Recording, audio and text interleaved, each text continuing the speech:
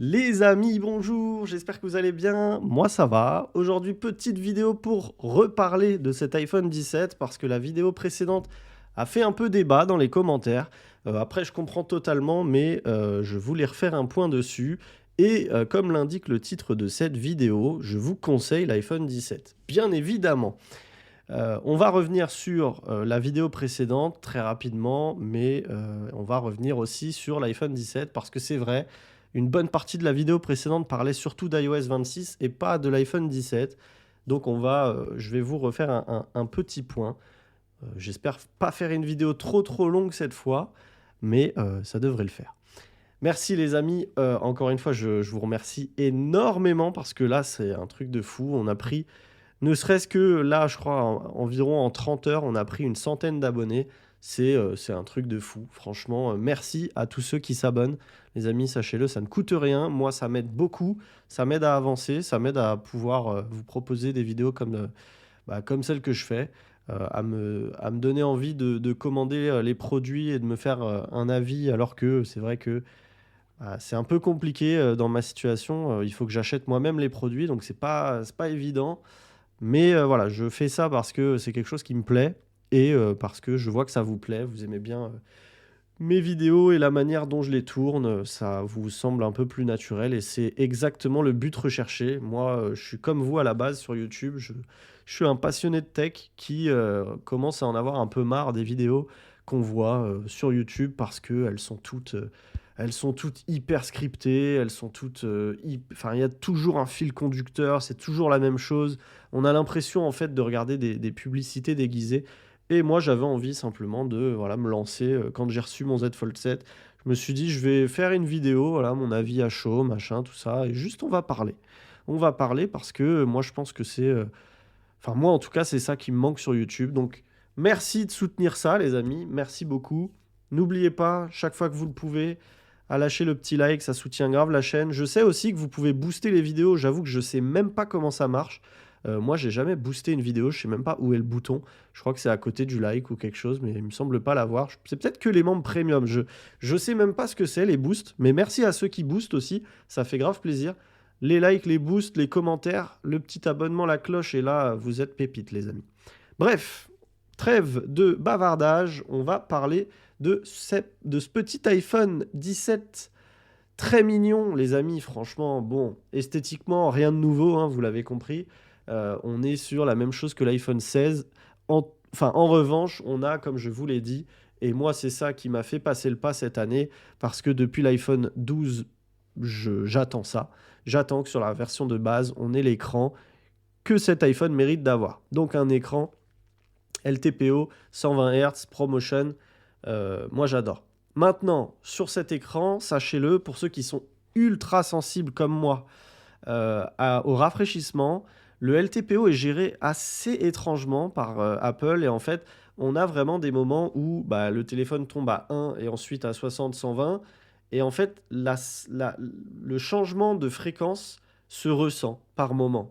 En fait, des fois, vous allez ressentir, alors je sais pas vraiment, hein, je vous dis, moi c'est mon ressenti, je vous le partage parce que je suis très sensible à ça. Je ne sais pas si ça vient de la gestion dont est géré le promotion sur cet iPhone 17 avec cette puce à 19 et avec ses 8 Go de RAM et iOS 26, ou bien si c'est la gestion purement native du LTPO. Je sais que vous êtes quelques-uns dans les commentaires à m'avoir fait remonter que vous ressentiez la même chose que moi, que ce téléphone semblait moins fluide que ce qu'on a chez Android quand on a du 120 Hz. Donc voilà, je vous le dis parce que pour moi ça compte, mais bien sûr c'est pas important pour tout le monde et c'est même pas important pour la majorité des gens qui regarderont cette vidéo. Mais je préfère vous le dire. Autre chose, moi je vous ai fait plein de shorts pour vous parler de certains bugs. Alors ces bugs sont liés à iOS, ils seront corrigés. Maintenant, ce que j'expliquais dans ma première vidéo, c'est que les amis, il ne faut pas accepter ce genre de choses venant d'Apple. Pourquoi? Parce que sinon, si vous acceptez, bah, ça va être de pire en pire. Si Apple voit que 10, 15 bugs existent, sont affichés par des youtubeurs, par des gens sur Reddit, etc., et que tout le monde dit c'est normal, ça va être corrigé, machin, Apple ne va plus faire plus d'efforts, en fait. Vous voyez ce que je veux dire? Ils vont voir que c'est OK, la communauté a accepté que ces bugs existent au moment de la sortie de l'OS, donc on a du temps supplémentaire. Et c'est pour ça que je vous dis, il ne faut pas accepter ce genre de choses. On est client, on achète un produit, il est censé être peaufiné et livré nickel. Alors je veux bien qu'il y ait des bugs, mais il faut qu'ils soient minimes. Ça reste des bugs minimes, ce que j'ai affiché. Il y en a qui sont quand même très chiants, hein. J'ai eu des bugs où j'étais carrément bloqué sur des interfaces. Moi, j'ai eu des sacrés bugs quand même. Après, tout le monde n'a pas les mêmes bugs que moi. Mais voilà, je préfère le dire. N'acceptez pas ce genre de choses. Ne commentez pas que c'est normal. Apple voit tout. Apple check ce qui se passe sur le web. Et après, ils se font leur propre petite cavalerie de gens qui font plus rien chez Apple. Bref, je dis ça, c'est du bullshit, hein, mais c'est ce que j'imagine. Je vais vous parler d'un truc. Alors, moi, cet écran, hein, hormis effectivement la fréquence qui est un peu... Enfin, que moi, je vois qui, de temps en temps, est un peu bizarre. Franchement, cet écran, il est magnifique, les amis. Rien à reprocher. 6,3 pouces. On a des bords aussi fins que sur le Pro. En fait, ce qu'il faut comprendre, c'est que cette année, il n'y a aucune raison, vraiment aucune raison. Alors, il n'y a aucune raison de prendre le 13 Pro. Le 13 Pro, ouais, je suis perdu dans le passé. Le 17 Pro, sauf si vous croyez dur comme fer que les 4 Go de RAM sont importantes. Écoutez, allez-y. Si vous êtes prêt à mettre, je crois qu'il y a 400 € de plus, allez-y. Maintenant, moi, je ne vous recommande pas parce que je suis convaincu que Apple sait faire des téléphones avec 8 Go de RAM. Maintenant, si vous êtes sûr de garder le téléphone pendant 6 ans, pourquoi pas? Si vous gardez le téléphone pendant 6 ans, oui, les 400 € peuvent valoir le coup, bien évidemment. Maintenant, si, comme beaucoup de gens, vous changez de téléphone tous les 2-3 ans, franchement, vous ne ressentirez pas la différence au niveau des 8 ou 16 Go ou au niveau de l'A19 à la place de l'A19 Pro. Moi, je suis convaincu que vous ne verrez pas la différence. Les caméras sont super, franchement, belles photos. Je ne vous mettrai pas d'exemple parce que je suis nul pour prendre des photos, vous le savez si vous regardez ma chaîne. Mais vous pouvez aller regarder plein de vidéos qui ont déjà été faites par ces fameux professionnels dont je parlais au départ, qui font des vidéos super jolies et super scriptées avec des beaux travelling, etc. Dans tous les sens et un budget illimité. Donc du coup, allez-y. Allez regarder si vous souhaitez voir ce que donnent les photos. Mais franchement, c'est vraiment pas mal. Et moi, ce que j'aime absolument énormément et que j'attends que ce soit copié par tout le monde, c'est cette caméra frontale, les amis, qui peut se basculer en mode paysage. Ça, c'est juste magnifique. J'adore ce mode. Pourquoi? Parce que c'est simple, hein, c'est qu'une question de simplicité d'utilisation. Le téléphone, quand vous le tenez comme ça, vous l'avez bien en main. Pas besoin de changer, pas besoin de bouger, parce que ça, c'est inconfortable. Généralement, la majorité des gens vont le mettre comme ça. Et là, tout de suite, c'est moins sécure. Tout ça pour prendre un selfie. Donc voilà, ça, franchement, excellente innovation. Je pense que personne ne l'avait vu venir. Personne n'avait imaginé ça. Enfin, personne. Il y a bien 2-3 personnes qui s'étaient dit que ça pourrait être une bonne idée. Moi, j'avoue que j'y ai jamais pensé. Je ne l'attendais pas, mais maintenant, je l'attends. Maintenant, j'attends vraiment que ce soit sur tous les téléphones parce que c'est excellent. Au niveau de la batterie, les amis, je vais vous faire un premier retour. C'est vraiment pas mal. C'est pas une folie, mais ça va. Je ne sais pas trop quoi vous dire parce que j'ai pas de test. Enfin, je fais pas de test comme vous pouvez voir sur Internet, sur les chaînes hyper bien produites. N'hésitez pas à aller voir des tests de batterie. Ce téléphone s'en sort très très bien. Euh, Rien à redire. Et au niveau de la charge rapide, franchement, j'ai été étonné. Je trouve qu'on est, à mon niveau en tout cas, je trouve qu'on est sur une charge rapide. Alors, annoncer 0 à 50 en 20 minutes. Moi, de ce que j'ai essayé, alors moi j'ai un chargeur 65 watts, mais je crois qu'ici on est à 40 watts max, je sais plus. J'ai plus les infos, je vous le mettrai, je vous l'écrirai. 9 minutes 30, je vous l'écrirai. Franchement, c'est hyper convenable au niveau de la recharge rapide.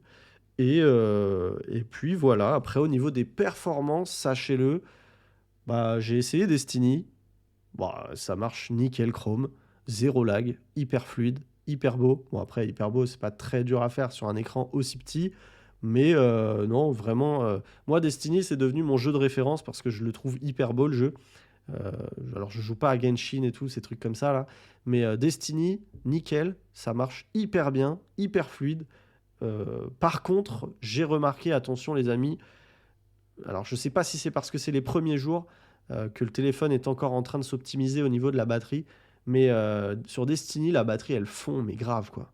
Elle fond hyper vite. Je sais pas combien d'heures de jeu vous pouvez faire d'affilée de 100 à 0, mais elle fond particulièrement vite, je trouve. Donc c'est à savoir si vous jouez à des jeux gourmands. Je trouve que, par exemple, par rapport à mon Z Fold 7 avec lequel je filme, je trouve que mon Z Fold 7, malgré que overall, il a une batterie, je pense, un peu moins bien, je trouve qu'il s'en sort mieux au niveau euh, la, de la batterie quand on joue et surtout de la chauffe, donc du système de refroidissement. Donc là aussi, peut-être, les amis, si vous souhaitez jouer sur votre iPhone, peut-être que c'est intéressant de prendre l'iPhone 17 Pro parce qu'il a un meilleur système de refroidissement. À savoir, ça peut être sympa. Ça peut être intéressant si vous jouez beaucoup de considérer le Pro. Voilà, voilà. En dehors de ça, franchement, rien à redire. Je vous dis, hein, de toute façon, niveau hardware, c'est une bombe atomique. Niveau hardware, il n'y a rien à dire. Les caméras, elles sont bien. La caméra avant, elle est bien. La notch avec Face ID, bah, c'est bien toujours. L'écran en façade, là, c'est next level, hein, vraiment. Avoir ça sur un iPhone 17 normal, c'est juste magnifique. Et voilà, niveau hardware. Et le son, les amis, franchement, le son, il est impressionnant. Le son, il va super fort. euh, et il va, au-delà de super fort, il va super bien.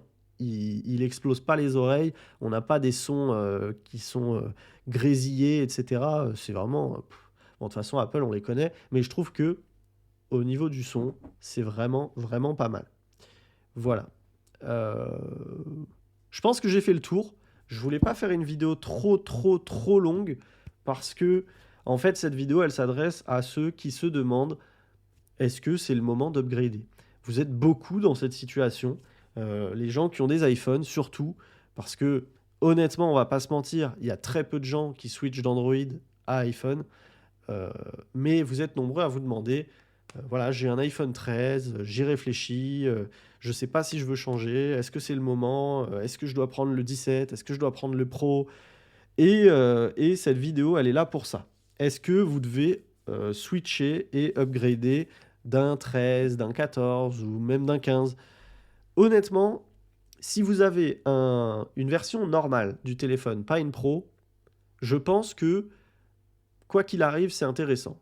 Honnêtement, même si vous avez le 16, si vous pouvez vous le permettre, vous revendez votre 16, je sais pas combien ça peut se revendre, peut-être 600 balles, vous revendez votre 16 600 ou 700 balles si vous êtes fort, vous rachetez celui-là, franchement, je suis convaincu que vous serez content. Même en passant du 16 au 17, parce que l'upgrade, elle est tellement folle que ça vaut le coup. Maintenant, si vous avez un Pro, alors, bon, attention, hein, par contre, je précise, mais ce téléphone n'est plus disponible en version plus. Donc là, vous êtes limité à 6,3 pouces. Donc si vous avez un iPhone standard plus, ça va vous faire petit peut-être. Donc attention. Mais voilà. Mais si vous avez un iPhone Pro, honnêtement, à moins que je sais que vous êtes nombreux à m'avoir remonté que avec iOS 26 sur les iPhone 13, vous commenciez à bugger pas mal. J'ai même eu des gens qui me disent que sur l'iPhone 15, il bug pas mal. Là, peut-être attendez. Attendez justement de voir cette fameuse iOS 26.1, voir si ça corrige un peu vos bugs sur les précédents iPhones. Mais ne passez pas d'un pro à ce normal. Parce que votre pro, en tout cas à partir du 14, 15, franchement pour moi ça vaut pas le coup de passer à ce 17. Maintenant, est-ce que ça vaut le coup de passer à l'iPhone 17 Pro? Ça, c'est à vous de voir, c'est la même chose. Comment vous réussissez à revendre votre iPhone actuel? Est-ce que ça vous revient vraiment si cher de faire l'upgrade? C'est à vous de jongler avec vos épices. Et voilà. C'est d'un pro à pro, je suis pas convaincu que ce soit hyper utile parce que bah, les iPhone Pro sont restés bons année après année. C'est vraiment l'iPhone de base qui avait un problème au niveau de cet écran notamment. Et voilà. je pense que c'est tout pour moi.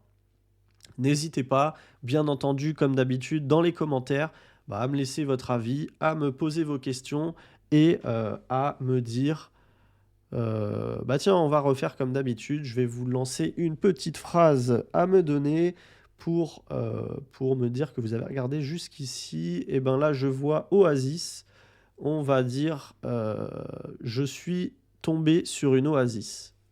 Voilà. Pour ceux qui ont regardé cette vidéo jusqu'ici, je suis tombé sur une oasis. Comme ça, je saurai que vous avez regardé cette vidéo jusqu'ici. Et ça me fait toujours super plaisir. Et en même temps que vous mettez ce commentaire, bien évidemment, n'oubliez pas, si ce n'est pas déjà fait, le petit like, le petit partage. C'est vrai que j'en parle jamais, mais n'hésitez pas, hein, les amis, à partager cette vidéo avec vos proches ou avec vos pires ennemis. Ça ne me dérange pas, même s'ils veulent venir mettre un dislike, avec plaisir. Et voilà. Merci les amis d'avoir regardé cette vidéo. Je vous dis à la prochaine pour une prochaine vidéo. N'hésitez pas à regarder tous mes shorts. Je sors plein de shorts. J'aime bien m'amuser avec les shorts. Et voilà, c'est tout pour moi. À bientôt. Belle soirée, belle journée, bon mardi, bon après-midi. À demain. Salutations. Les plus cordiales, bien évidemment. Ciao.